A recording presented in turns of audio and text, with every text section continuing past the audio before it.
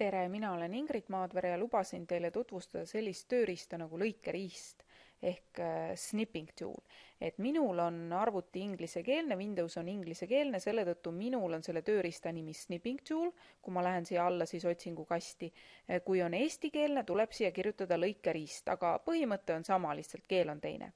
Nii avan selle ja ta võimaldab mul siis teha ekraani pilti, et seesama nupp, mis mul on klaviatuuril print screen, aga snipping tool on palju-palju mugavam. Ja kuidas see siis käib?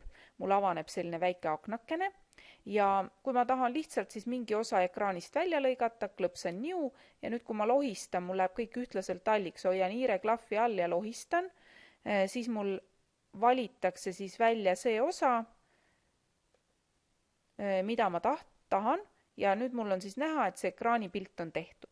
Nii, nüüd ma lähen siit kohe järjest edasi, et see mode tähendab siis seda, et mismoodi see on. Ma võin siis, praegu on mul tehakse ristkülikukujuline, aga kui ma valin selle vabakäelise freeform ja valin selle ja klõpseme uuesti, et tee uus, siis nüüd ma saan, nagu mul tekib kääride märk ja ma võin nagu vaba käega lõigata välja siis sellise tüki, mida ma tahan. No näiteks lõikan siit ühe lille välja.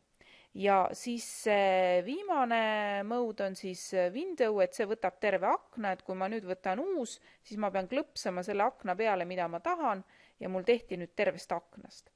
Et enamasti kasutatakse seda keskmist, siis seda, kust ma võtan siis selle ristkülikukujulise, et võtan siis lihtsalt mingisuguse osa ja nüüd on ta mul olemas. Nii, siis siin järgmine see kellamärk delay tähendab seda, et praegusel hetkel mul üldse seda ajastus ongi nii, et nii kui ma klõpsan, et uus, nii ta hakkab tegema.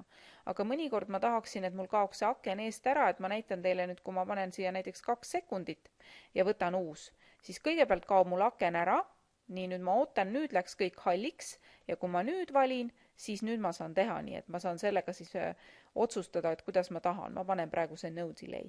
Salvestusmärk, see võimaldab mul siis seda pilti nüüd salvestada töölauale või My Documentsidesse, copy, kui ma siit valin kopeeri, siis mul on võimalik ta endal panna nüüd näiteks, kui mul on mingi Wordi dokument või Google Drive või ükskõik mis, panen sinna ja mul on see ilusti sinna siis ära kleebitud.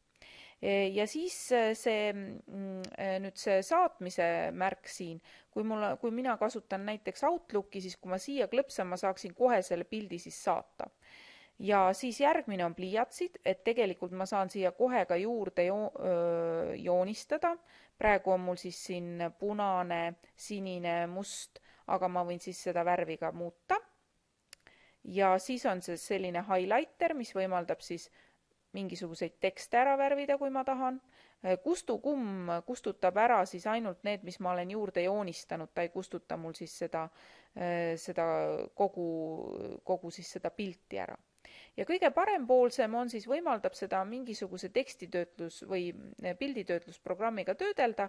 Minul ta pakub siis mul siin praegu välja siis Paint 3D, nii et kui ma selle lahti klõpsan, siis viiakse see pilt mul automaatselt siia sellesse programmi ja nüüd ma võiksin teda siis siin veel täiendada või mida mul siis parasjagu mingeid efekte juurde panna või ükskõik mida.